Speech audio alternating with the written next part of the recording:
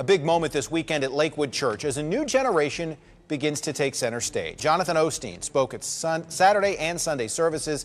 He is the son of Joel and Victoria Osteen. Jonathan Osteen's unexpected message inside Lakewood Church quickly caught everyone off guard. What was meant to be a familiar atmosphere of inspiration suddenly turned into a moment of tension and uncertainty. Instead of the usual focus on success and positivity, he introduced a very different direction that no one saw coming. His words raised serious questions about the church's future, its message, and whether a major shift is about to unfold behind the scenes.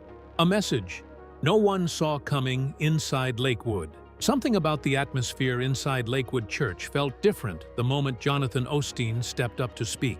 At first, it looked like another familiar moment, one of those uplifting appearances people had grown used to. Jonathan had always been known for bringing energy, warmth, and positivity whenever he was on stage.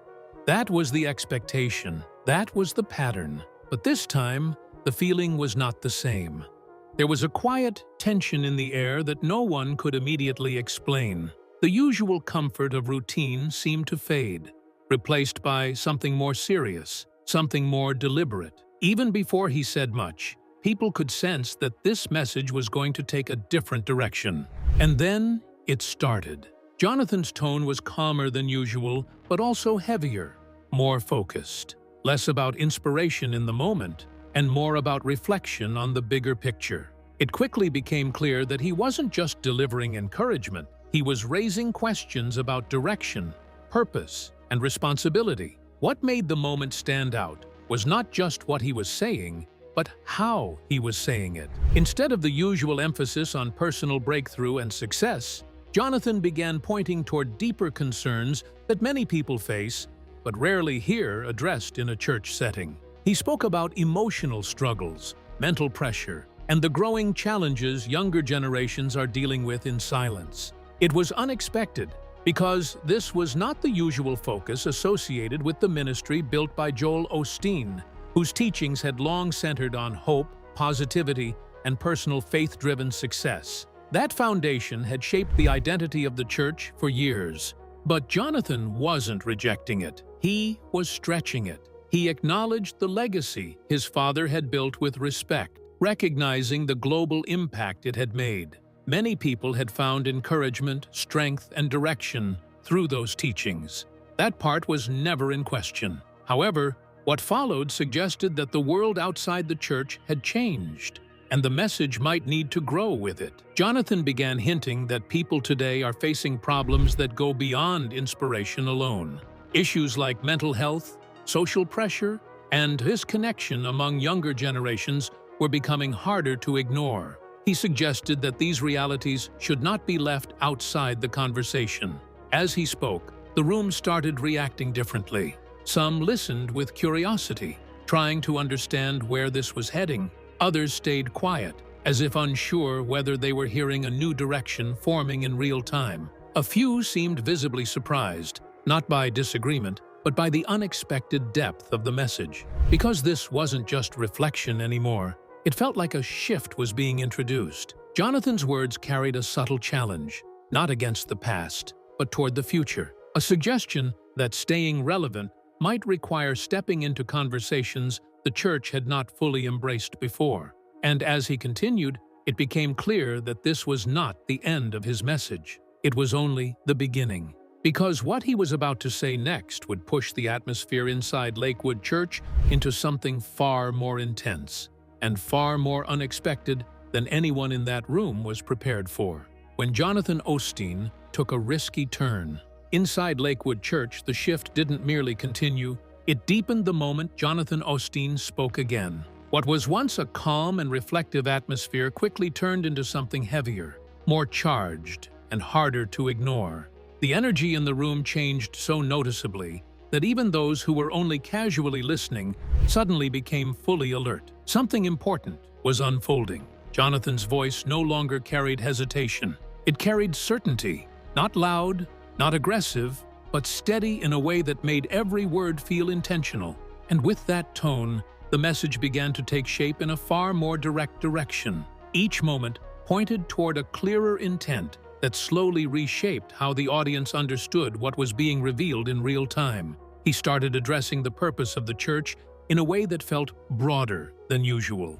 Instead of staying within familiar themes of encouragement and personal success, he began pointing toward real-world struggles that people carry beyond Sunday services. Mental health, emotional pressure, the silent battles people face every day, and the growing disconnect many younger individuals feel toward traditional institutions. The room reacted subtly but noticeably. Some people leaned forward slightly, trying to catch every detail.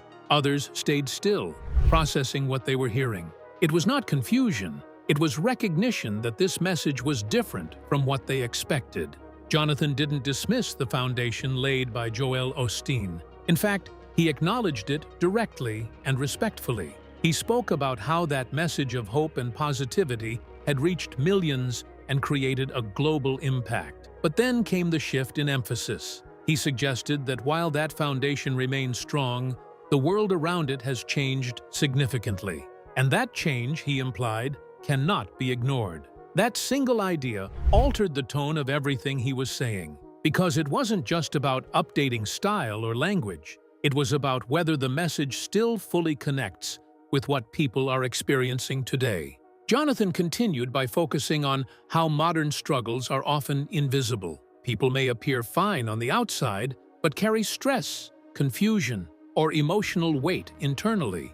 He pointed out that younger generations, in particular, are navigating pressures that previous eras didn't experience in the same way. Social expectations, identity struggles, constant comparison, mental fatigue. These were not abstract ideas in his message. They were realities. As he spoke, the atmosphere inside the church grew more focused. The usual emotional rhythm of a service, uplifting, predictable, familiar, was replaced with something more reflective and uncertain, not negative, just different. Jonathan then made a key point that quietly shifted the meaning of everything he had said so far. He suggested that the church should not only inspire people spiritually, but also acknowledge the real-life struggles they bring with them, not as a replacement for faith, but as part of it. That distinction mattered, because it reframed his message as an expansion rather than a rejection. Still, even with careful wording, the implications were impossible to ignore. Anytime a long-standing tradition is questioned, even gently, it creates tension, and that tension began to form quietly in the room. Some listeners began wondering if this was simply Jonathan's personal perspective, or something that reflected a deeper change in thinking within Lakewood Church itself. Others started thinking ahead, questioning whether this could signal a broader shift in direction. Jonathan's tone softened slightly as he continued, but his message remained firm. He encouraged openness to conversations that many churches hesitate to fully engage in. He emphasized that ignoring these topics might create distance between the church and the people it aims to reach.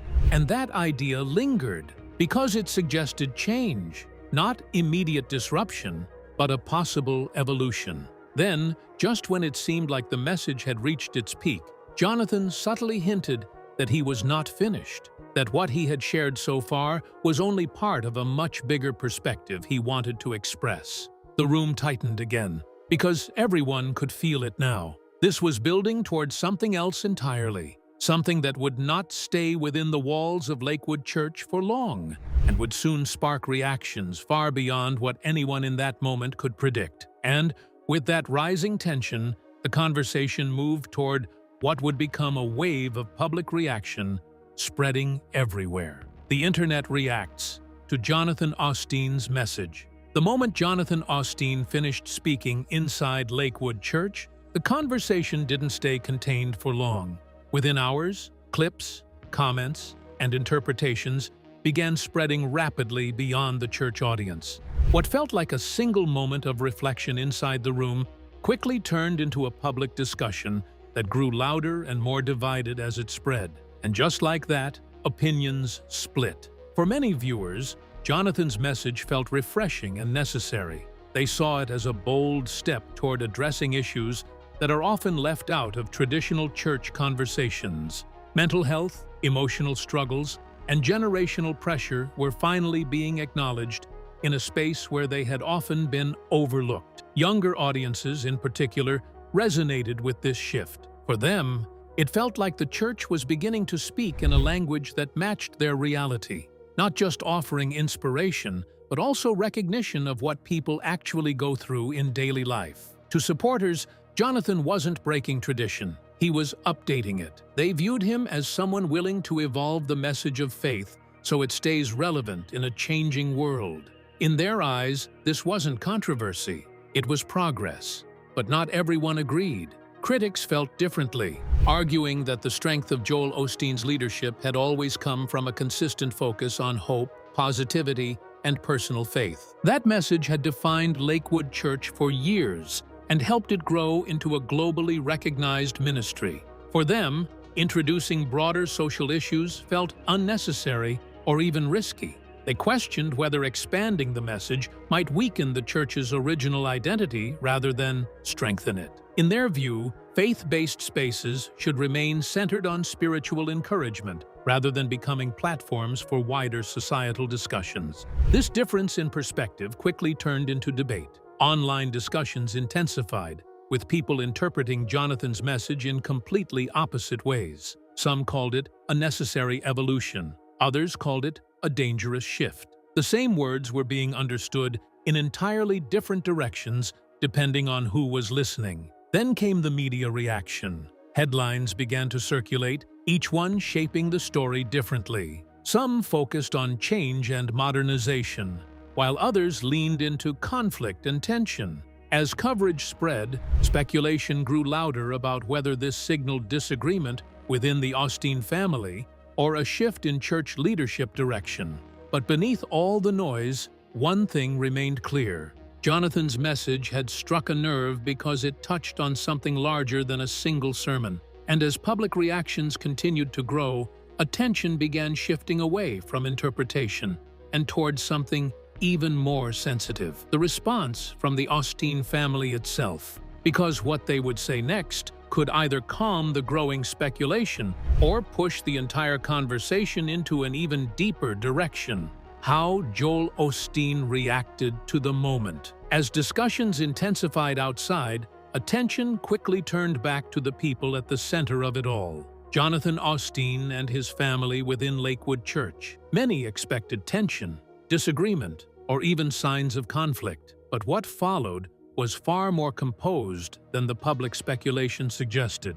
Joel Osteen responded with calmness and restraint. Rather than treating Jonathan's message as a challenge, he approached it as part of a larger conversation about growth and direction. His tone emphasized unity, not division.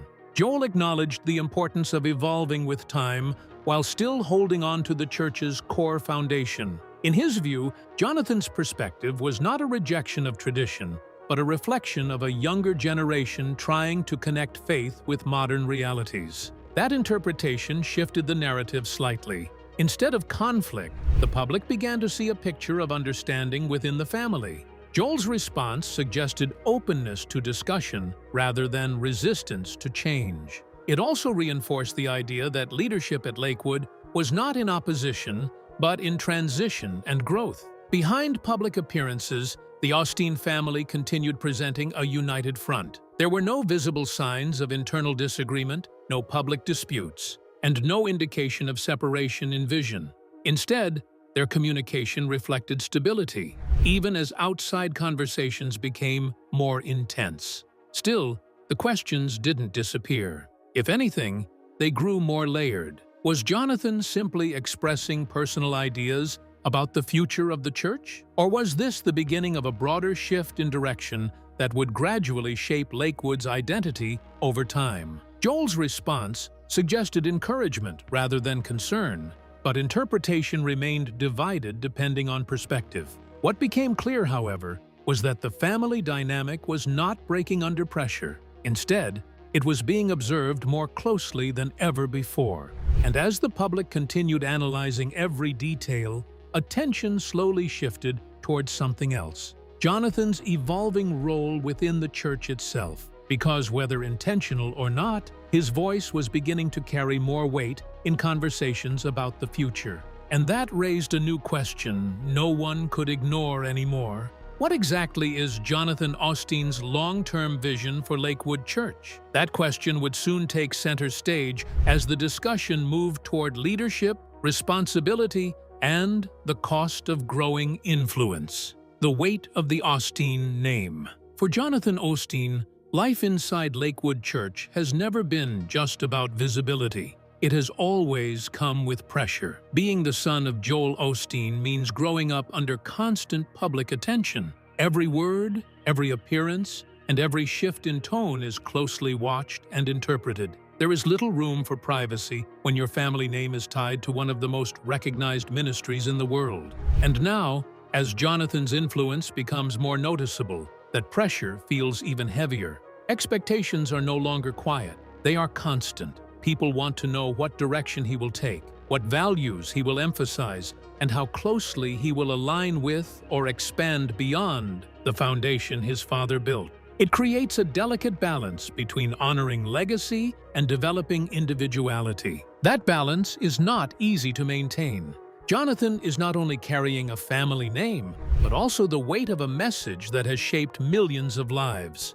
The challenge lies in respecting that legacy while still finding space to express a voice that reflects a changing generation. Because the world he is speaking to today is not the same world that shaped the early identity of Lakewood. Younger audiences are asking different questions now. They are more open about mental health struggles, more aware of social issues, and more interested in conversations that go beyond traditional inspiration. Jonathan's perspective appears to reflect that shift in awareness. But with that comes expectation from the other side as well. Longtime followers of the church often prefer consistency. They value stability in messaging and clarity in spiritual direction. For them, any change in tone can feel significant, even if it is not intended as a departure from tradition. This is where the tension quietly builds, not as conflict, but as pressure from multiple directions. Jonathan's growing role suggests a transition period where leadership identity is still forming.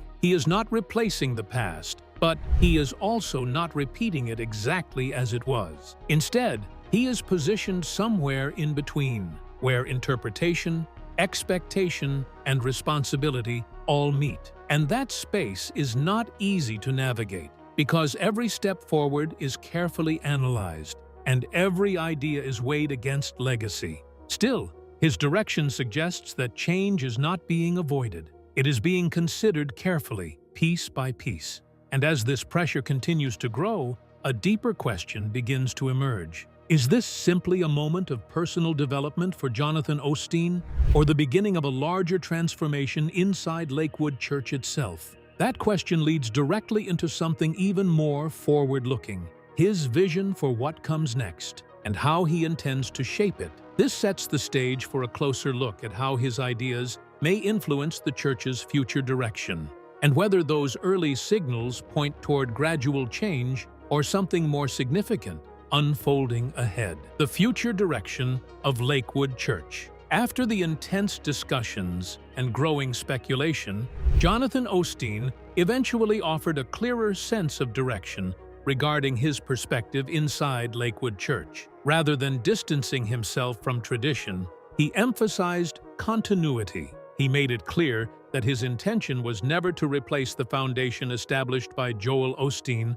but to build on it in a way that reflects today's realities. His message focused on balance. On one side, he reaffirmed the importance of hope, faith, and positivity, core values that have defined Lakewood for decades. On the other, he highlighted the need to acknowledge modern struggles such as mental health, emotional pressure, and the challenges faced by younger generations. For Jonathan, these were not opposing ideas. They were connected. He suggested that faith should not only uplift people spiritually, but also meet them where they are in real life. In his view, a meaningful message is one that acknowledges both belief and struggle, encouragement and reality. This approach reflects a broader vision of inclusivity, one where different generations can feel seen and understood within the same spiritual space. Older members who value tradition and younger audiences seeking deeper relevance are not positioned against each other, but brought into the same conversation.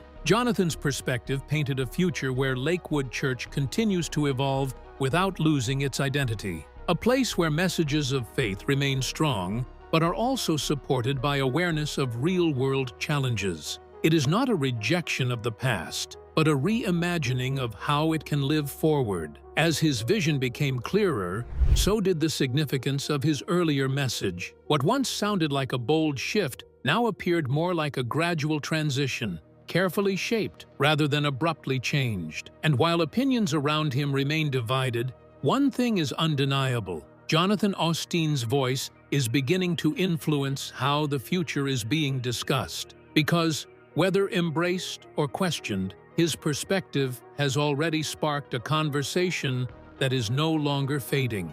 It is evolving, and what happens next may define not only his role, but the next chapter of Lakewood Church itself. If Jonathan Osteen's message made you think about the future of Lakewood Church, thank you for watching. Don't forget to subscribe, like, and check out the next video for more stories like this.